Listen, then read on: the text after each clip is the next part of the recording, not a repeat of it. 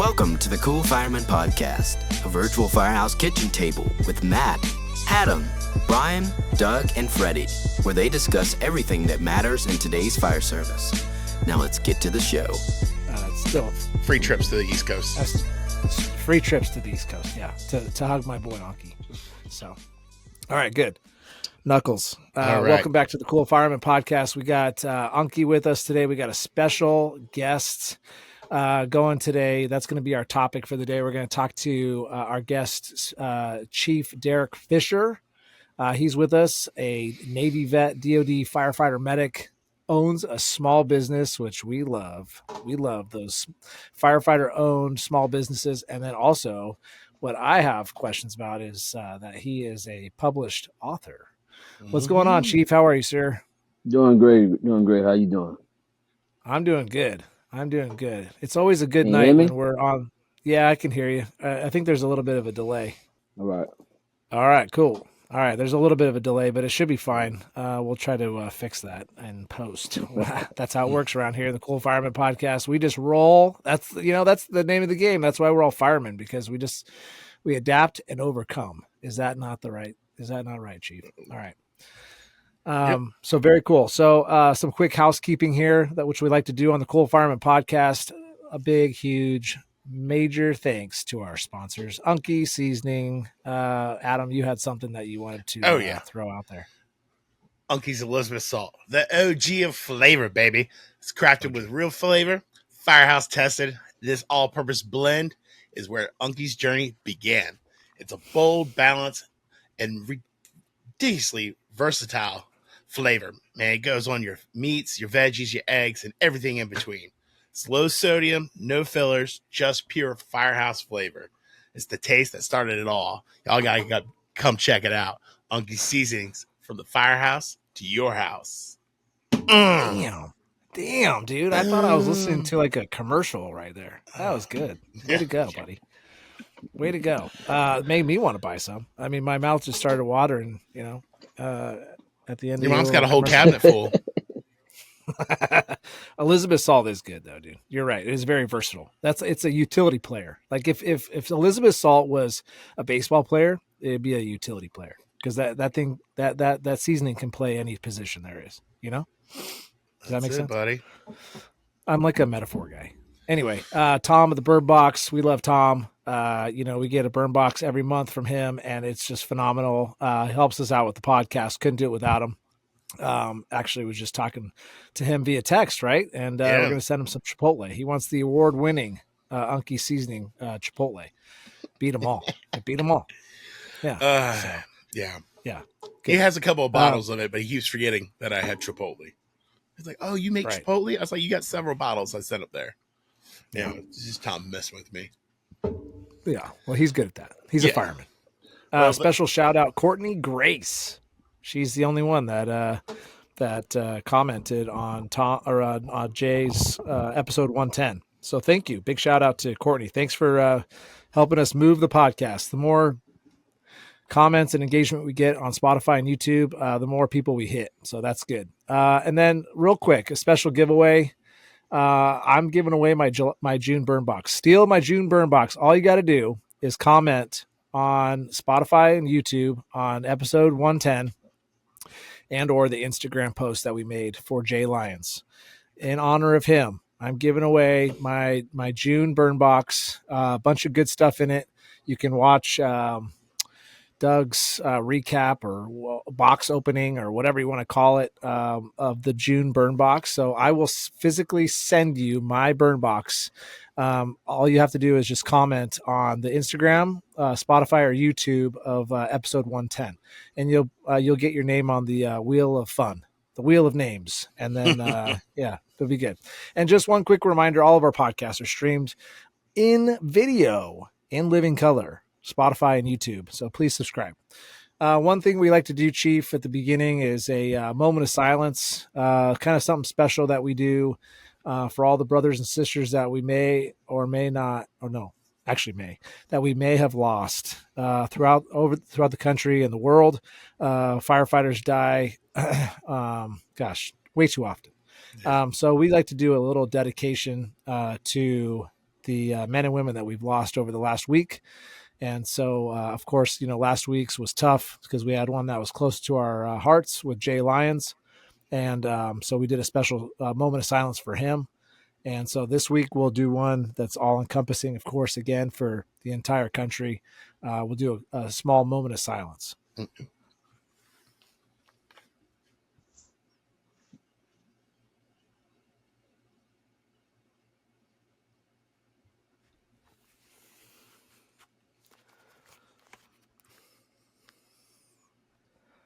All right.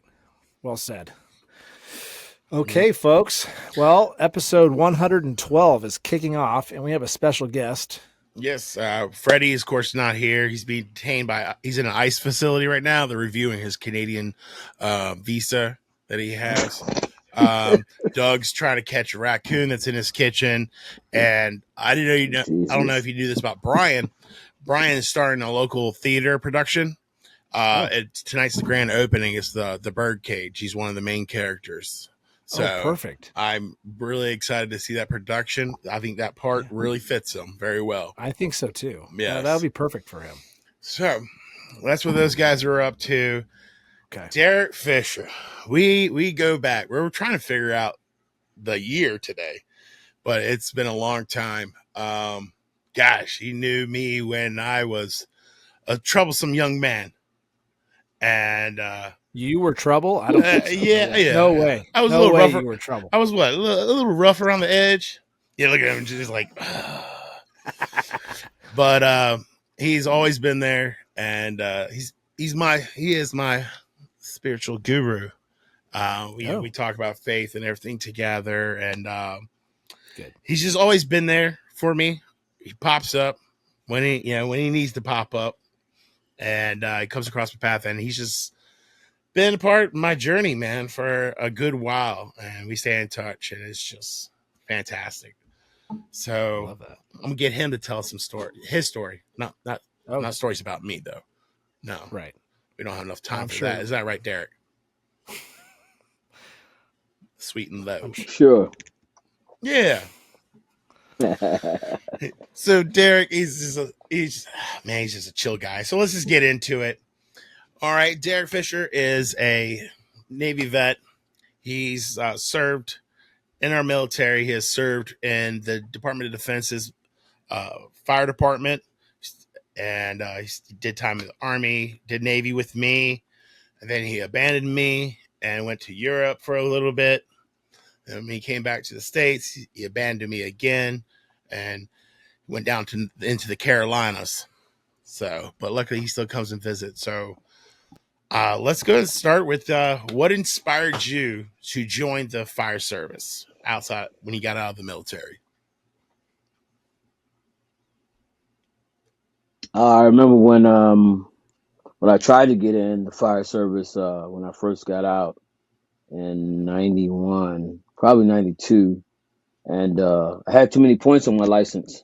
So I went down there. They told me I had too many points on my license. And as soon as they said you had plus points on your license, I just threw it away. So that was it, and it didn't come back to around 1998, 99. I was dating a girl, and I was thinking about, man, maybe I'll try again. And her mom worked at the VA hospital, and so she knew the fire chief. So he told me, I talked to him, and this is when they first started implementing the EMTs inside of the DOD fire system, that they had to be a part of that. So I ended up, I was working night shift on a job, and the guy let me off, and I went to an accelerated 19-day EMT course. And that was excruciating because I was, a guy who used to use drugs, and my brain was burnt out, and I was in there with these young kids. Don't know how I got through it, but I got through it. And then I went back to him, say, hey, I got it. And he took my resume. But at the same time, I was there was the Army base at Fort Monroe. I went over there and I talked to them, and they were using a Resmec system back in the day. And the guy never chose me, but then they hooked me up, and I started in the Army, and that was December December of 2000. Started working for the Army. So I stayed there about almost 2 years. And then I ended up going over to the Navy. And then that base ended up closing.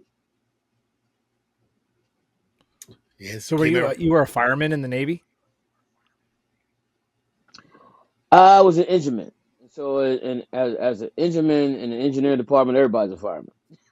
Oh, You know what I gotcha. mean? So, so everybody fights fires, and those things that you learn down.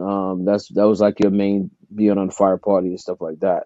So those things wasn't new to me. What was new to me was this new type of breathing devices. SCBAs. We used OBAs back in the day. These canisters shove up in you, and it Mhm. it was almost like, yeah, it was crazy. So, and then the crazy thing about it was when we fought fires was we had long dungaree pants, and we had these collar shirts, and so we just tied the collar shirt up, long dungaree pants, put it in your shoes, you put a flash hood on, and you go. That was it.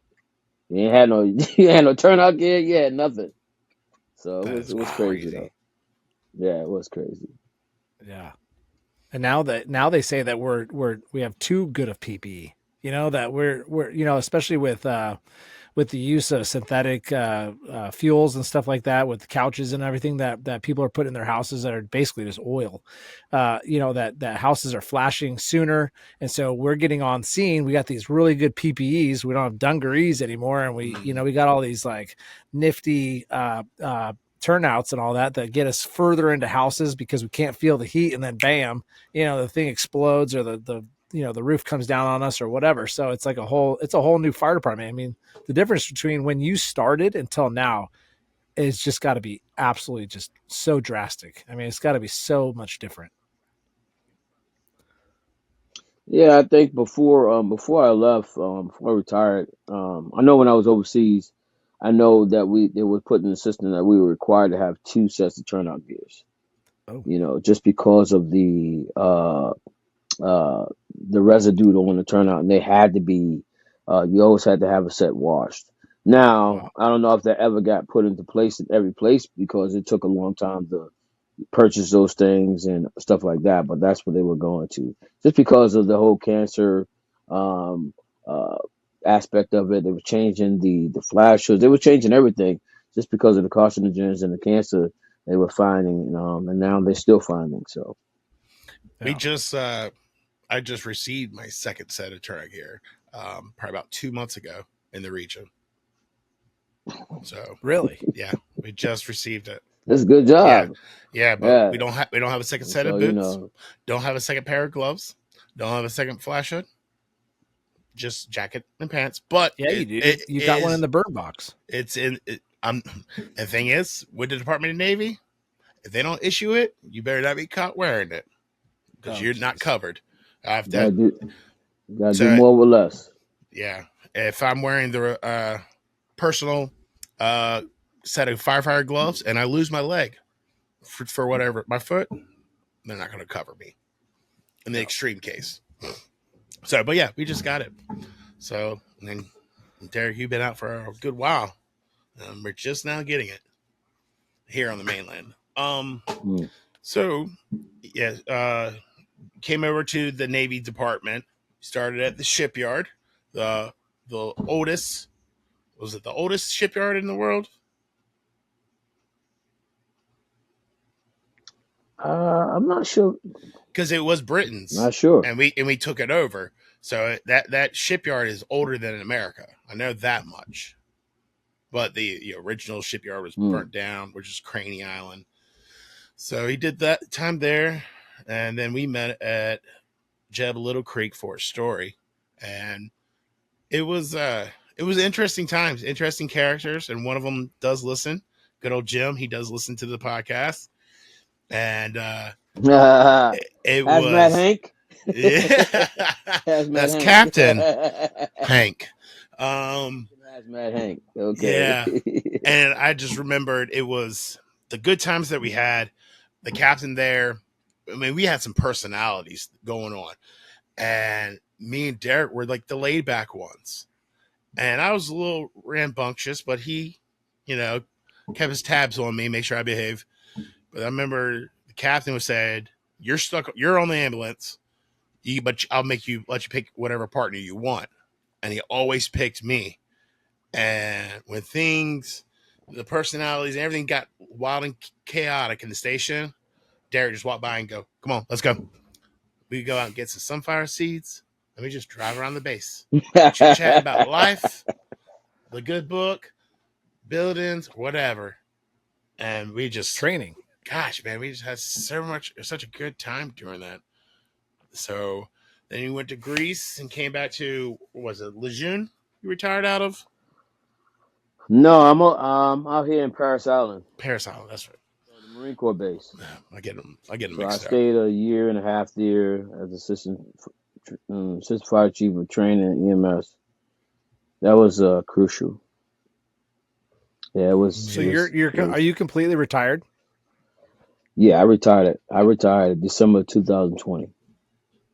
2020. Okay, so it's been 5 years. Nice, awesome. Congratulations. Going on 5. Yes. How does it feel to be retired? You like it? Well, I think people mistake retirement for not doing anything. I'm just as busy today as I was before. I just don't have to punch nobody's clock. So I choose every day to get up and go and try to make a difference in a community wherever I go, because just because, like, in the fire department, it's all about service. Whether people know it or not, we're serving the community, and that doesn't stop. Like, when you stop doing what you're doing, for me, it doesn't stop. I use the fire department as a ways and means to be able to touch people's lives, because in the DOD we wasn't fighting a lot of fire because it's controlled. But so Yeah. we have a lot of ambulance calls, stuff like that, and so just using those times just to encourage people, and just try to make a difference. You can't. There's times when you're on, in the ambulance, that you couldn't. You tried to change someone's situation, but maybe you can't change the situation, but you can change their perspective. You can be there for you. You can encourage them. You can get to the hospital, talk to their family, stuff like that. So I didn't take it as, these were just, individuals. I took it like, when I was on calls, like, these are my family. How would I want somebody to treat my family? So who am I to treat someone less than that because they're hurt and they're injured? And so hopefully I can make some type of difference. And there were times when I felt I made a difference, and times when people didn't make it. But regardless of the fact, it was my attempt. It's the same thing I do today. So I mean, that's why I retired. I retired because my parents, up in New York, they worked till like 65, 66, and they was just going to the doctor. And I said I wasn't born to live. I wasn't born to work. I was born to live. And so I, try to live to make a difference. And so that's what I do. Like I said, I'm just as busy as I was when I was working. I'm still fulfilling the same thing I was just doing before, but just in a different way, and touching people's lives. So how God long dang. after I you love that retired? Was it after you? Go ahead. Go ahead, Matt. Sorry. Yeah, you got delayed. I started talking and you started talking at the same time. Go ahead. Okay. So, was it after your retirement that you started Fat Apparel? Yeah, I started in March of 2021. So Okay. I've learned these principles through a group of men. I used to go to this 5 a.m. men's group. We challenge each other to live faithful, accountable, and teachable. And so we would, we would actually be there for each other, but we also would hold each other to a standard of living. And out of that group of men, I would leave that 5 a.m. men's group. I came from Fort Eustis because I lived up there. Go to the 5 a.m. men's group and then drive to the shipyard and go to work. And so out of that was I continued to live by these principles, because the principles don't die. The principles are principles, like gravity. Whatever goes up goes down. I think that we want it. We want people to be faithful. We want people to be accountable. We want people to be teachable for us. If you have a business, y'all guys have a business, you want that. If you're married, you want that. But a lot of times we don't want to live that way. And so I think there's a decline in our society where values don't matter anymore. And so what I decided to do was put on my heart to just start this the clothing line. I started one design and went around, started speaking, and then I just started creating a whole bunch of different designs. And so for me, they're designed to have someone say, "What is fat?" And I tell them just there's dots there, right? So you have to read between the dots. It's like if I meet Matt, right? Depending on his impression that he gives me, I can say, "Oh, he's a knucklehead," or "He's a great guy." But if I around over time, you really get, because when you meet people, you're just dating them. You know what I mean? Mhm. So for me, if I stick around over time, I can be able to read through the dots.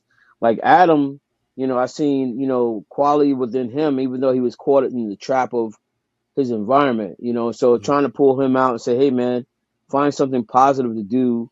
Because I seen inside of him is a good dude. You know what I mean? He's a really good dude, but sometimes when you're trapped in a culture of everybody's complaining about nothing, and we were making a lot of money, there's people complaining about nothing, putting holes in the truck, what we're supposed to do, so just being able to see him for what he was, but saying, "Hey, I see so much more in you." You know what I mean? So for me, he's always been, we've always been connected because I see so much more in him, as a person, more than just a fireman, because those are just things that we do. That's not who we are. And so for me, it's just trying to, because somebody was there for me, somebody empowered me. So I try to empower other people. So I learned that and I created these designs, and the designs are really, I just built around conversation. Conversation, I'm a person of faith. I don't put my faith on anybody. I tell people why I do it. I don't. It's not for anybody, but I believe the principles can work for everybody. So whether your marriage, your business, your children, it can work for anybody. I think that we require it from someone else, but we don't want to work that way. So what I try to do is create this gap, a value system of what other people are not doing, and see where it goes. So I don't do it for money the same way I don't do anything for money. I do it because I believe in it. I believe in the principles. So, what is the biggest challenge in building a business after retiring from the service? I think for me, it's just it's not having all the pieces. Trying to figure it out. For me, it was not having really a guide. But I know if I had tried to have everything in line, then I never would have done it. Mhm. So it was just jumping off a ledge and learning as you go. And then, so I think if people are doing it, depending on what your business is. See, I don't do the business to sustain me and my income. If Mhm. that was the case, then I'd be in trouble. I do it because it's something that I believe in, and so I give away much product as I sell. But I think for me, I watch people, because if you don't have you can have an idea, but you still need a component of people around you to help you with the process. And then now with everything dealing with social media, and that's how people are marketing and all that. And I am like in the second grade on that. So I just go out there. So I think put myself out there the same way I would do when I was out, hanging in the streets or whatever. I'm a good talker, so I do it that way. I know if I can, capture that, which means the social market, and have those components with me, I know I can do so much better. But my goal is not to, because if you look online, there are a whole bunch of do this, and you can make 10,000 a month, all this other stuff. I don't want to connect with people. Just because people know how to do something don't mean you have your values. So for me, I'm very particular about the people I connect with, because if they don't value what I value, then they're not going to do right by what my stuff is. They're going to use it as just financial gain. So I don't do it for financial gain. I do it because I believe in the principles, and I want to create a billboard for other people to say, "Hey, you know what? I stand for some of that." And so if it makes money, it makes money. If it doesn't, it doesn't. But I'm trying to just leave a billboard because billboards make people thirsty. you know. So hopefully, if you see an Unky sign on a highway with some seasoning salt or something like that, you're like, what is that? Let me put some of that on my burger. But because billboards draw people, so that's all I'm trying to do. Just draw people, Yeah. draw conversations, and just be able to empower people. I can I say something, Unky? Like that, what you just said. I mean, you said a lot you said a lot in the last 15 minutes, and I wish I would have wrote it down because I'm not going to remember all of it. But I am going to listen to this again. But I want to comment on everything that you just said but the one thing that I'm going to say is, and I think that our loyal listeners know this, that you are a perfect guest for the Cool Fireman podcast, because that is exactly how we came together to start this podcast. You started faithful, accountable, and teachable, and we started this podcast. We hit record, and people say, "Man, it's so hard to start a podcast." Really, is it? You got to hit record. Just hit record and start, and believe in what you're saying. And that's what we do. That's what we're here for, and we have such a fun time doing it. And we have these people that you just talked about. How, like, I'm not here to make $1 billion. I just believe in what I'm doing, and it's helping people. And I'm going to go back a little bit further, what you were talking about serving people. And that is so important in the three of our lives. It's not important in everybody's life, but it is important in our life. And it's one thing that makes my life, and this sounds really corny, but it makes my life worth living a little bit. It's a pillar to why I feel so enriched and successful in life. And successful doesn't just mean monetarily, just like you're saying. We don't make it barely a dime, and we've got these amazing, like, Unky helps us out, and Tom from the Burn Box help us out monetarily, but we haven't even figured out what we're going to do with that money yet. But to the brass tacks of it is service to others. I heard this, and I wish I could remember it. I heard this podcast, and it was about an hour long, and it was the science of happiness. And it's like, what makes people happy? And it's faith, family, friends, and service to your community. And I'm like, God dang, I love that. And they broke down each and every one of those things: faith, how family, and how friends, and then how service to others enrich your life. And I'm like, I just was on a walk during this 1 hour. I remember walking my dog, and I just shaking my head the entire time, nodding it, just going, yep.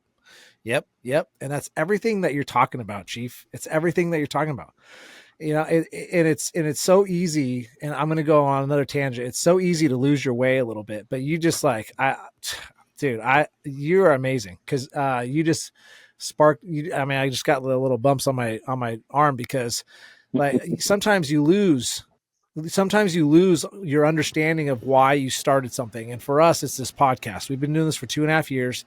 We're not exactly to where, I thought we would be in the 2.5 years, but you know what?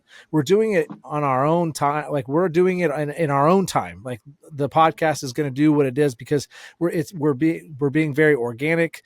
All the thoughts and opinions and fun that we're having, and these great guests, just like yourself, that we're having on these podcasts, is all real, and it's organic, and that's the way it should be. And I feel like whatever we've done, or whoever we've helped on this podcast, by having guests just like you, is helping. And even if we just help one person, you know what I mean?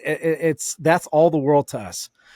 And I won't go down the negative aspect. We just had a video blow up with 50,000 views so far on TikTok, and Chief, it discourages me in the fire service and the firefighter culture today across the country. It really discourages me if you sit there and read all these comments.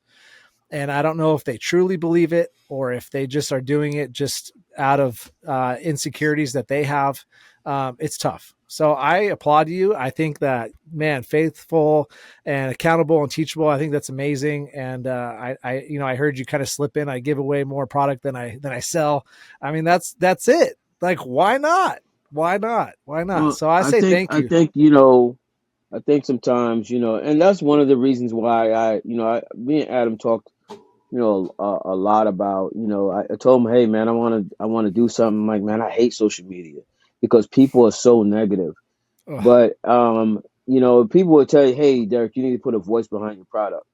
And so, for me, is I know what happens with people who are bullies, right? And we've worked with some bullies, officers, and stuff like that.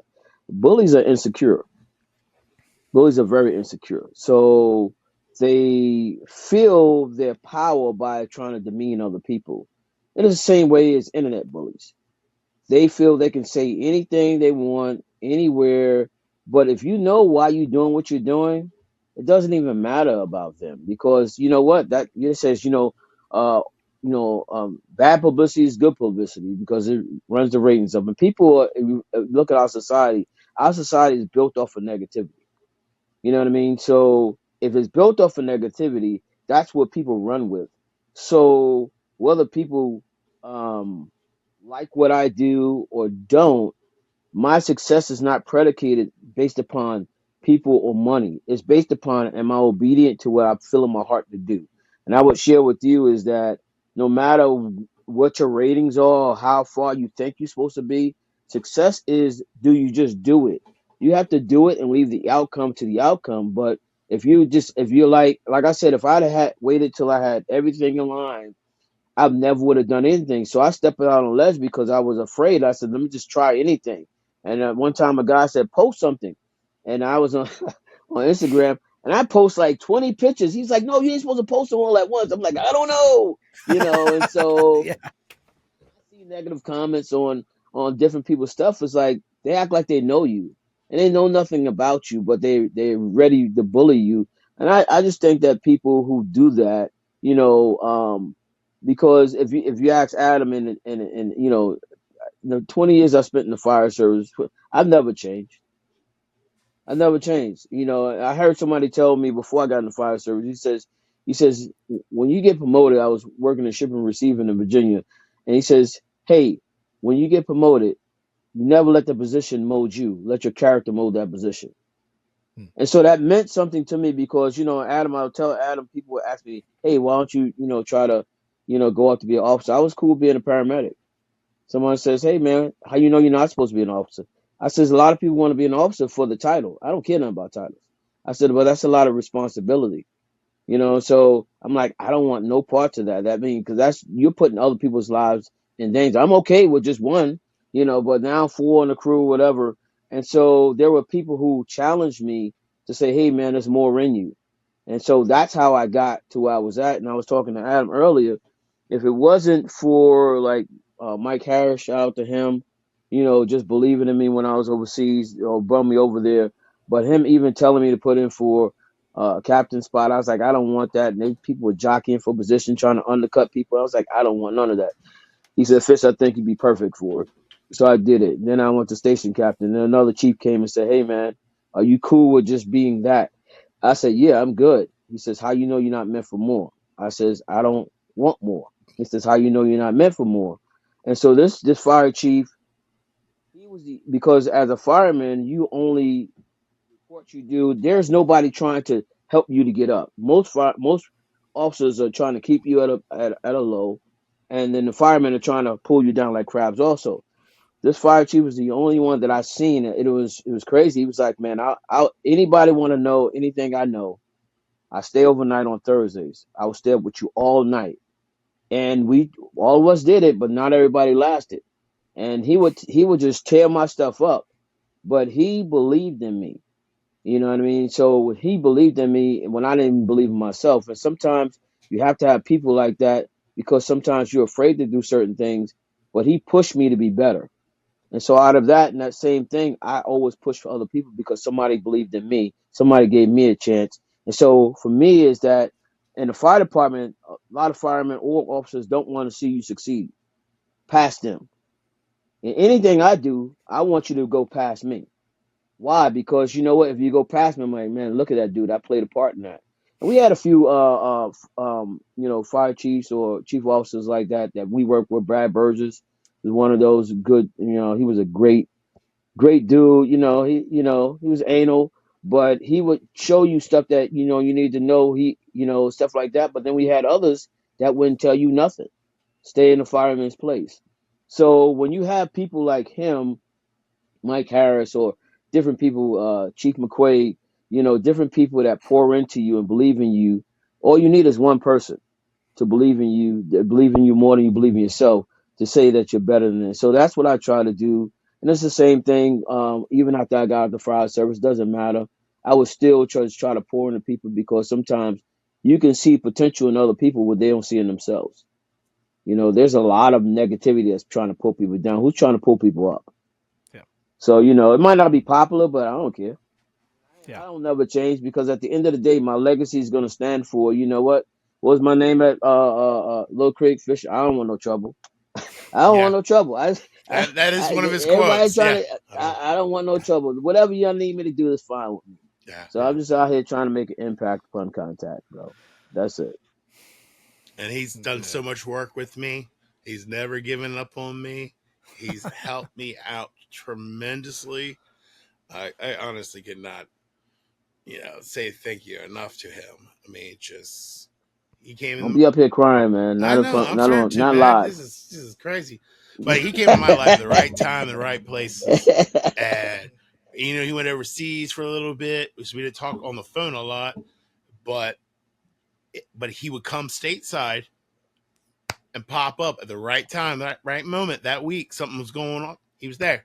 Popped right on there. He's like, "Hey, you at this station?" I'm like, "Yeah." He says, "I'll be there in 5 minutes." I'm like, "You're stateside?" He's like, "I'll be there in a minute." And somebody told him, "Hey, man, you need to go check on your boy. He's out of control." So he's just, I love it. Mm. Hey Adam, the it might be cliche, right? It says everything happens for a reason, right? And things fall into place as they're supposed to, right? It's Yeah. kind of cliche to say it that way, and it's a pretty vague statement, but it's true. So the one thing the one question I have a question for you, Chief, and I've been trying to figure this out myself.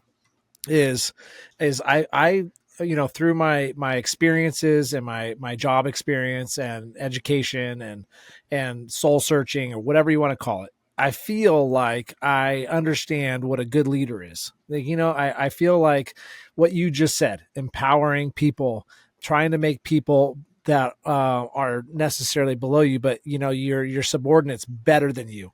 The fact that you feel good about the fact that he or she promoted to captain and now is a chief and before you, that makes you feel proud because you had your hand in it. That to me is a good leader. But why knowing that, like, and it being, is it not an easy concept to understand that's what a leader is, and not a person, man or woman, whoever it is that's going to say, do this, do that. You're going to do it this way, or it is my way or the highway. You see these bugles here, respect them, right? I'm just not that guy. I just can't do it. I don't have it physically in me, but like I can't figure out. And maybe there is no answer, but I don't know. Maybe if you can give me some insight on it, is I try to like rack my brain, like what am I doing that's different than someone that acts that way? Like I don't understand that. And you've probably seen it in your career, that you've seen those guys that you're like, wow, like wouldn't want to work for that guy, No, I laugh at them. I mean, I've Okay. had people I ran into. I'm like, you called me. I'm thinking, you know what? So I've had different people within our region and stuff like that. Now I'll bark at somebody bark at me. I'm a grown man. And I've always been that way. So I don't play that. Yeah. I respect the leadership and stuff like that. I think when leaders have to lead through the hammer, they're insecure. Hmm. And then you got the leaders who were picked on when they were young, and so you see that in every part of society. And now that they get a position, it's like, what, I'm gonna show everybody, I'm gonna prove everything. But I found out if I connect with the people, my greatest thing, I'm gonna tell you my leadership style. My job is to take the load off the person above me, not to add to. I'm supposed to be an asset, not a liability. Hmm. So it's okay when I was a captain and assistant chief and stuff. I would ask the fireman, "What do you think?" You're the chief. I says, "You know what? I don't know right now. Give me the answer because I want the outcome." It's because you always got to stay teachable. You're not going to know everything. There are very few firemen that I knew that knew something that was really brilliant at every task that we had to do. Now the fire department has grown so big, so there were some people who had specialists, but there was a very few people who were specialists in everything, right?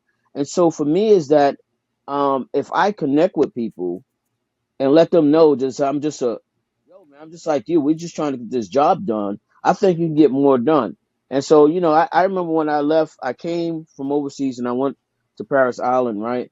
And there was a dogmatic style.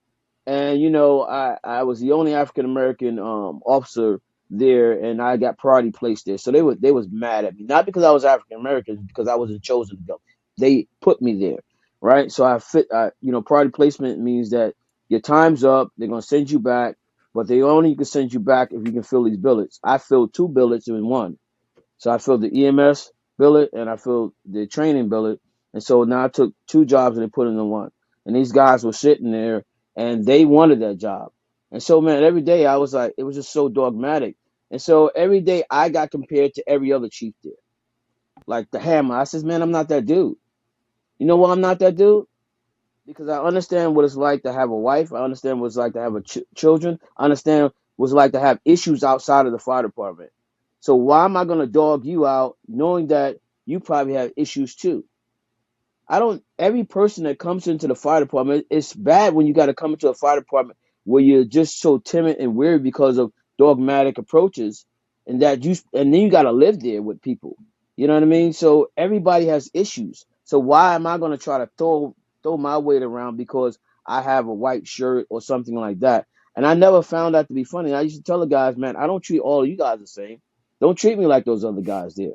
I don't do that. I respect you. I ask you questions. Please don't come at me wrong.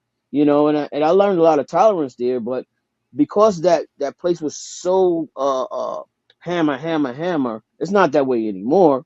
But they put us all in a box. You the white shirts, we the blue shirts, and stuff like that. And I'm like, I'm an individual. I'm a human being, and so you're a human being. You got to go home to your wife and kids. So I'm gonna treat you with respect. And I think a lot of times, when you have leaders like that, they don't respect themselves, let alone respect someone else, and they're very insecure. So if I always got to tell you that I'm a leader, then I'm the chief. Then guess what? I might not be the chief. The same way if you always got to tell your wife you're the man of the house. Well, the question is, are you trying to convince your wife or you? Right. Exactly. I don't know. I mean, that's not the way I roll. That's not the way I do business. And so when I see leaders like that, I understand. I understand where they are. Because here's the deal. So when I tell people when I was in the fire department, they'll still call me chief. I'm like, I'm just Darick. I'm a minister of the gospel. People call me. I said, no. I says, when we go on a 7-Eleven and get a coffee or Wawa, all they want is your $1.59. They don't care nothing about your position. If you holding all your hat on, look at me, I'm the guy, right? What happens when you break your back? Who are you?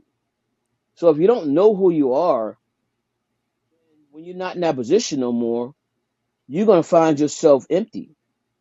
So I'm always been Darick, who was a firefighter, Darick, who was a paramedic, Darick, who was a preacher. Those titles never meant anything to me because I'm gonna always be Darick. So if I had to ride on my title, I really don't know who I am. And most people, when they have to do that, is because they're insecure and they don't know who they are. Because this is why people don't retire. This is why people work to their 70. Because it's like, what am I going to do? There's so much more to do than just working. So, why retire? I retire because I want to live to make a difference. I want to live to make an impact in people's lives and communities' lives. It doesn't matter color, creed, race, religion, doesn't matter. I was created to make a difference in people's lives. And that's what I did in the fire department. It extends out here now. And I'll do that because the legacy that I want to leave for my children is a legacy of service. That is always better to serve someone than to be served. Because when you serve someone, you make room to receive something.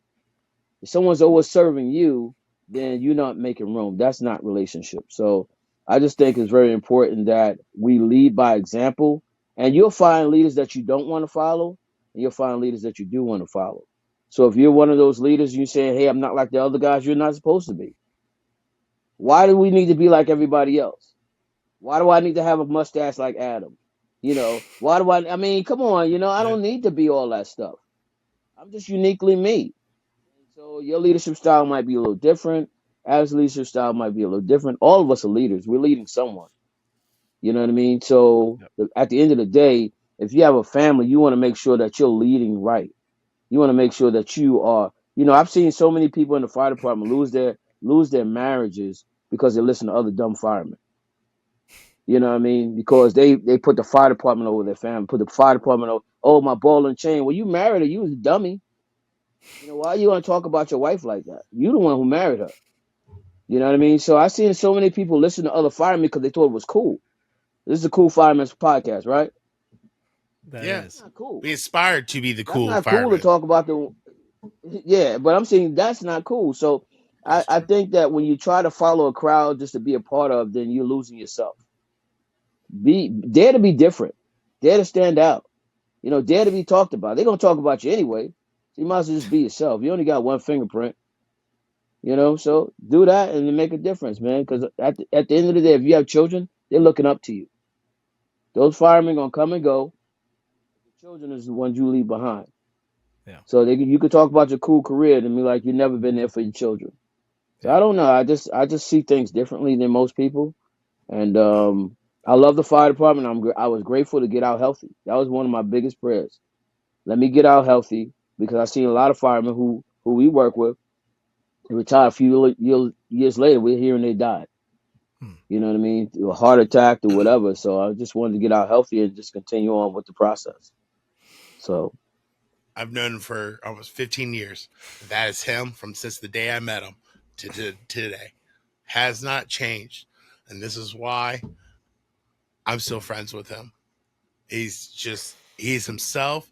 He's just super awesome. I love Darick. Unbelievable. I just want to say 2 words. Thank you. That's it. Thank you. That was amazing. No, I got some more. I got a few more questions. I know. I'm not saying thank you because we're done. I'm just saying what you just said over the last couple of minutes in response to my inquiry. Yeah. Thank you. I mean, because damn, yeah, I don't listen to our podcast. I'm gonna re-listen to this episode because I feel so empowering. That was powerful. So, as we also talked about in the beginning, mentioned that you are a published author of this fine, great book, Beyond the Door. Yeah, you got it, right? He sent this Where to me. can I buy it? Because I'm buying it right now. Unfortunately, there's no crease in it because it's been on this pile in my office, but I'm taking it to work. He sent me this, and he was so nice to not write anything in it, but he made sure that he sent me a set. So I did write something in it. You got to look on the third page. Oh, no. Page that says Beyond the Door inside the book. That's right. See, like I said at the beginning, the comment, he knows there's no crease in it because it's been sitting up there on top of my desk. Right. So I'm gonna put it in a pile to take it to work. Hey. That's where I do my reading. We got to give him some grace, Chief. I mean, he just had twins. I mean, this guy's busy, man. He's got his own company. This guy's killing it. He's Nah. Hey, you hear him go. Yeah, he's killing that Pinterest. Don't start. No, yeah. This guy knows me, man. That's like Craney Allen 2.2, right? Just a little bit louder. That's it. But yeah. So, what inspired you to write Beyond the Door and the workbook that goes with it?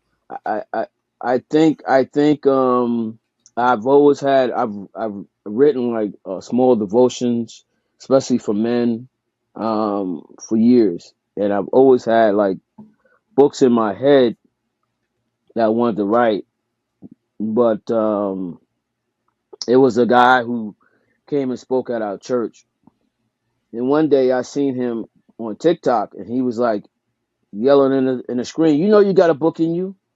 When does procrastination become disobedience? And blah, blah. And I flipped up. And then I see him again. He's like, what's stopping you from writing a book? Give me a call. I got a 30-minute consultation. And so I talked with this guy. For me, as a person of faith, one of the first books I was going to write was what's stopping you from going out into the deep. If you are a person of faith, what stops someone from staying in the shallow waters and going on within?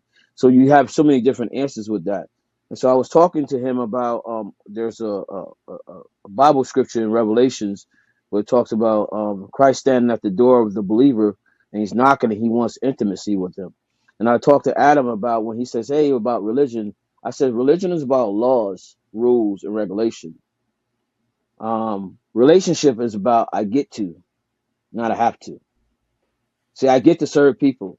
I get to serve Christ. I get to serve humanity. I get to. I don't have to.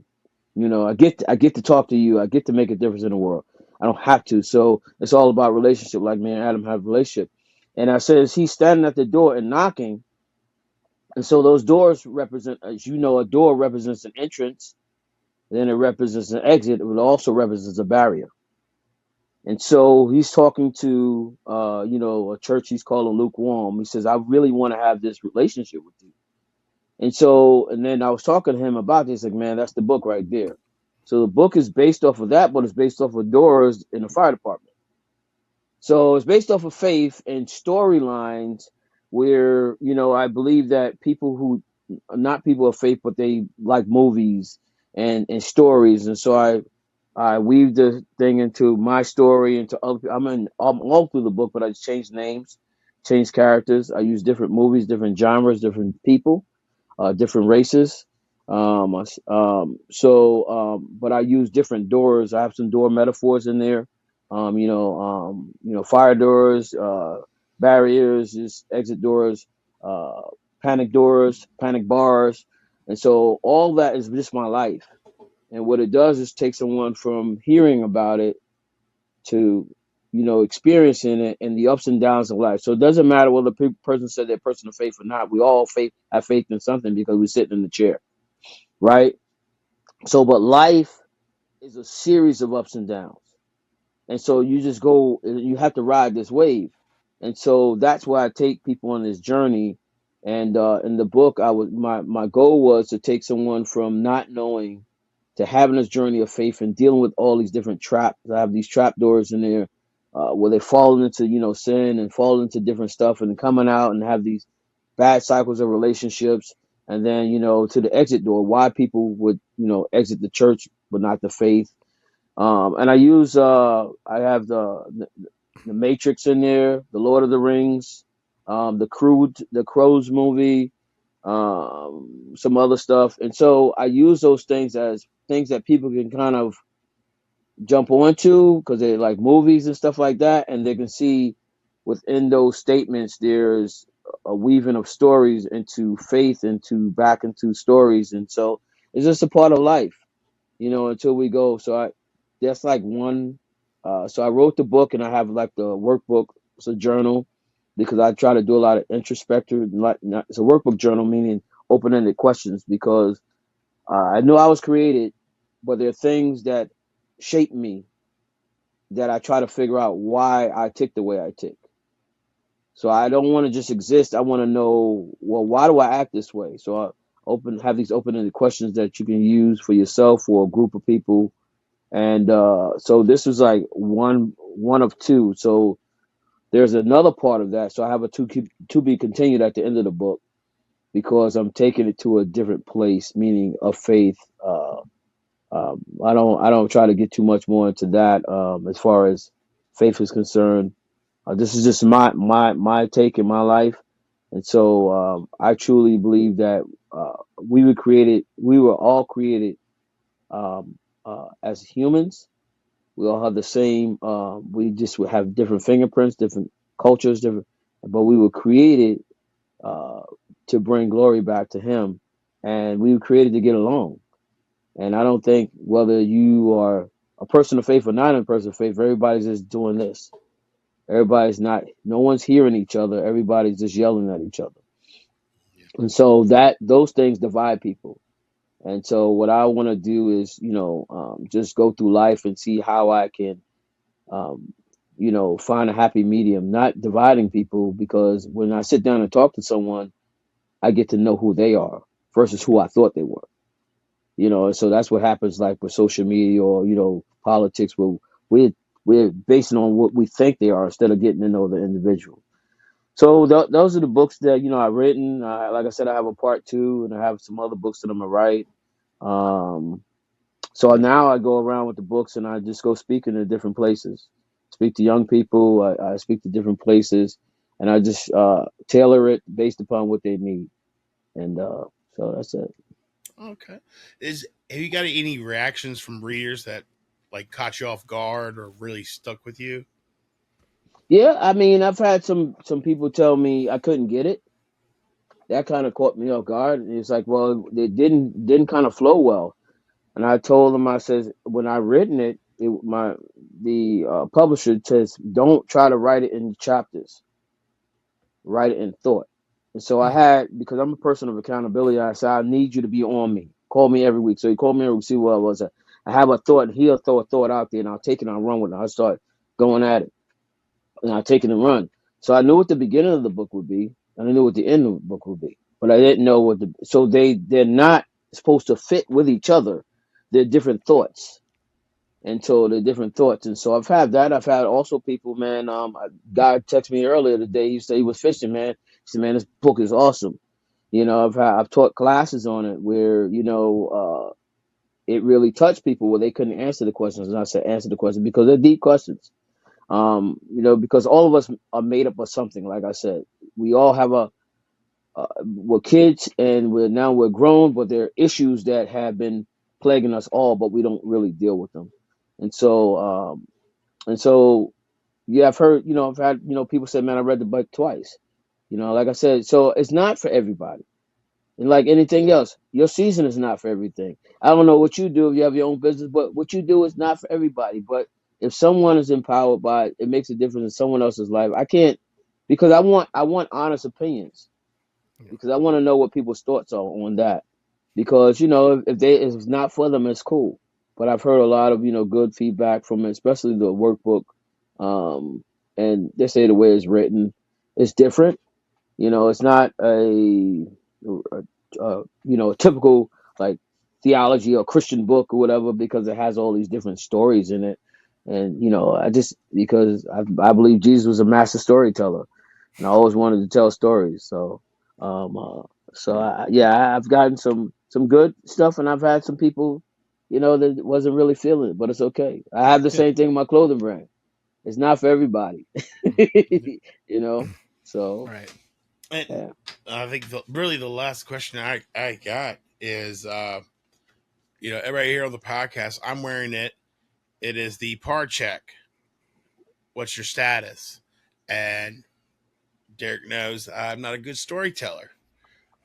So Darick, can you explain the par check? And by the time this episode airs, all the shirts that I have, which are these in black, will be on the Unky Seasoning website. So if you could, you don't mind explaining par check. Well, you already know the part that you're going to give a personal accountability report on scene every 15 minutes, and you got to put your brick up. You want to check on you on scene. So, basically, the par system is a personal accountability report. So, what I created this devotion and I created the shirt is like, okay, what's your status? So we often ask somebody, hey, Matt, what's up, bro? Oh, I'm good. Or, Uncle, hey, man, what's going on? Oh, everything's good. And so I said, what's really your status? Because Right. everybody will say the topical thing. What's your status? Where are you? I'm in the building part 3. Right. I'm supposed to be in the building part 4.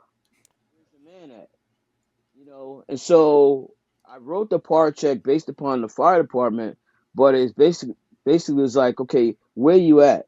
Especially today, right? I have different shirts that, deal with, it could be dealing with mental health, right? We don't talk about it, but we're going to give the topical answer. But if you're a true brother, you know, you will let somebody in and say, I'm not feeling it. We have several people who have committed suicide that we work with. That why? Because no one knew their status. Instead, people were joking about them, and they had signs and symptoms of erratic behavior, but no one really knew what was going on with them. So the personal accountability report is like the par is not. It's not accountability is not one person lording over the next person. It's not about position.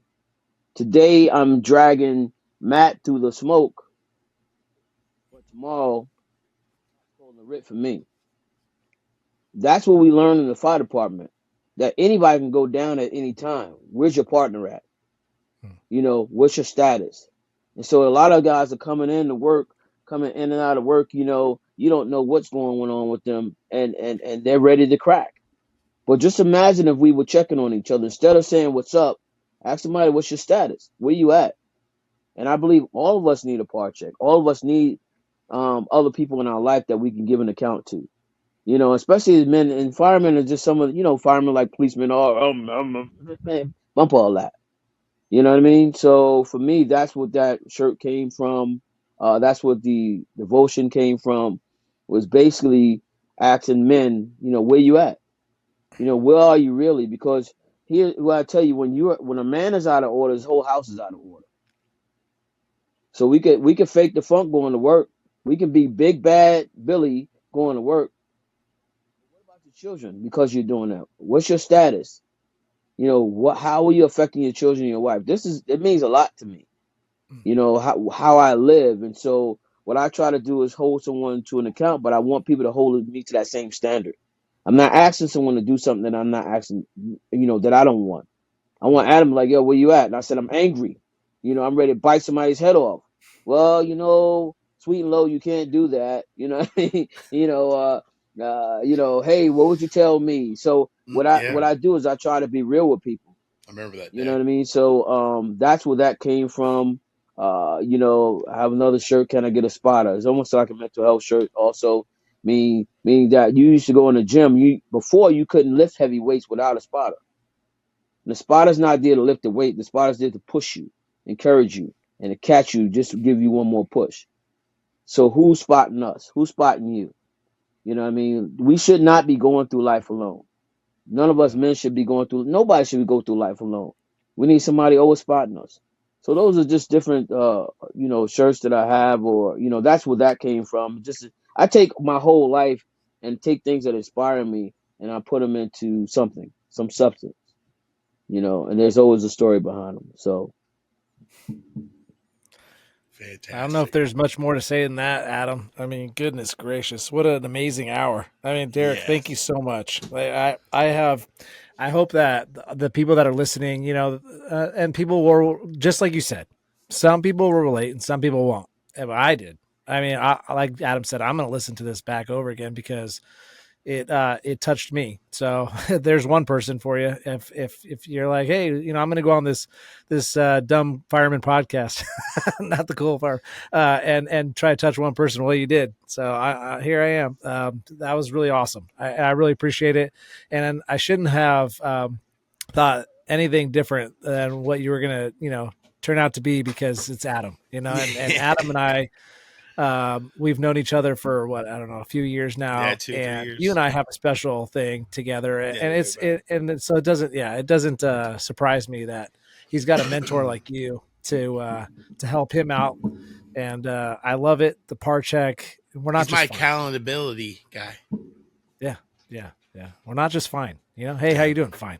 No, you're not just fine. That's never the case, Chief. It's never the case. You know what I mean? So.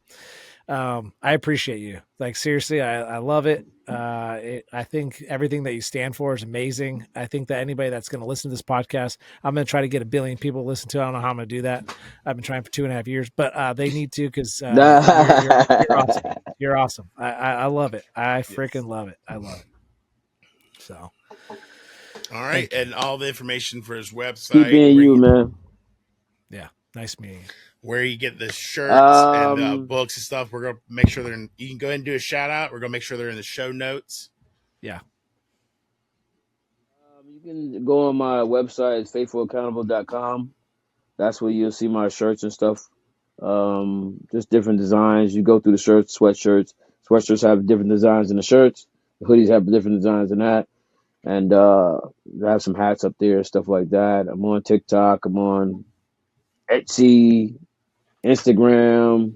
Don't ask me the names because I got somebody doing all that stuff for me. Nice. My books you can find on Amazon. I just did doing a re-edit because when the first time it came out, there's some spacing and some words that came out, didn't come out well. So I'm re-editing it right now. Also getting the book and the workbook done in Spanish as we speak. So it's going to be in Spanish. My goal is to get it on an audio book, but then they said that I probably have to read it myself, but I stutter a lot, so I won't probably get it to it. So you can find that on Amazon, or you can hit me up and I'll send you a signed copy or whatever. Beyond the Doors, like I said, it's a lot of fireman metaphor in there, just life metaphors in there, and yeah, that's what it is. I'm on Facebook. Like I said, faithfulaccountable.com. Just Pinterest. I'm up there too. Where at? I don't know. The girl, she's got me up there. I mean, I wish I knew how to do all these things, but you can't be all things to all people. But I'm hoping, that down the road, someone is able to tap into some of those things and really embrace the statements, the value statement, because they're value statements to me. The shirt I have on now, it says "Leaders leave legacies." A lot of times what we want to do is we want to leave some land, we want to leave some money, but you see most athletes, entertainers, um, um, uh, songwriters, stuff like that, they have a lot of what we think is status, but they waste it because they don't have principles. So if you leave a legacy of principles or you leave a legacy of service, you can always, if you teach people how to do that, the foundation, right? They'll know how to take care of it when they get something. But if you just leave your children some land and you leave them children some inheritance of money, they'll blow it without the principles. Right. Absolutely. So I mean, it's just that's what it is, man. Just trying to make a difference, man. That's why I retired. I retired. I have a segment I do on Facebook called "Living to Make a Difference." I talk through, the design and talk through the scripture that, kind of, that inspired me to do it. But my whole goal is, what are you doing to live to make a difference? What are you doing? Every day I get up, that's what I get up to do. How can I empower somebody? How can I make somebody smile? How can I encourage one person? If I've done that and I get hit by a train, I've done my job. But I don't want to get hit by a train and still live. I want to get hit by a train and be gone. I don't want to be a paraplegic. Amen to that. I feel you. So that's it, man. That's why I live, man. You guys keep doing what you're doing. You know why you do what you do. I'll tell you this, if you know your why is going to keep you going. Most people do stuff, they can't even tell you why they do it. But it's your why that's going to get you up in the morning. It's your why that's going to push you. That's why right. When people are talking trash about you and telling you your stuff ain't, it's your why that's going to motivate you. But if you don't have a why, if you're just doing it because you're following somebody else, you're going to quit. Yeah. You're going to quit. You weren't built to quit. That's why you're a fireman. Yeah. You were built to kick down doors. Yep. Thank you very much, Darick. I really do appreciate you coming on tonight, man. Love you, man. I love you too. Yeah. See, me and Adam I'm gonna let you go. Not just with him, I love his children. I have a relationship with his children and his wife.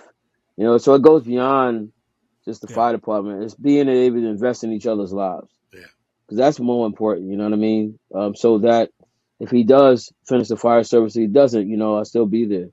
It's just being able to invest in each other's lives. So speak my language, man. I love the why, the purpose. People don't buy what you do; they buy why you do it, and that is 100%. That is all Simon Sinek. I didn't come up with that, but that's what I believe. So, all right, good, awesome. Thank you so much, Chief. I mean, that was amazing. What an hour! Oh, now it's been 70 minutes. I love it, and I'm sure everybody else will love it too. So, yeah, go buy his book and follow him, and that's episode 111. Hell yeah. All right, let's go. So let's go. All right, I'll send us out. Roll it, Gigi. Roll it, Gigi. Before you leave, hit that subscribe button, turn on notifications, and give these firemen a huge thumbs up. Also, make sure you check out thecoolfireman.com for more. Thanks!